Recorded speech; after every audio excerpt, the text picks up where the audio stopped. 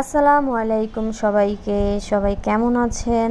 আশা করি সবাই ভালো আছেন। আলহামদুলিল্লাহ, আপনাদের দোয়ায় আমিও অনেক ভালো আছি। তো দেখুন, সকালবেলা উঠে মেয়েদের কত কাজ থাকে। তো আমি এখন সকালে ঘুম থেকে উঠেই কিচেন রুমে গেলাম। যাওয়ার পরে দেখি কিচেন রুমটার কি একটা অবস্থা। তো আমি আগেই প্লেট বাটিগুলো ধুয়ে নিচ্ছি যেন আমার কাজটা সহজ হয়ে যায়, কারণ থালা বাসন ধোয়াটাই হচ্ছে অনেক একটা ভেজালের কাজ। তো আগেই আমি এগুলো ধুয়ে চাপিয়ে নেব। চাপানোর পরে হচ্ছে যে আপনার সব আস্তে আস্তে জিনিসগুলো ক্লিন করে নেব। এখন আমি রাত্রে রান্না করেও এই হচ্ছে চুলাটা পরিষ্কার করিনি। তো এখন সকালবেলা উঠেই আমি চুলাটাকেও পরিষ্কার করে নিচ্ছি।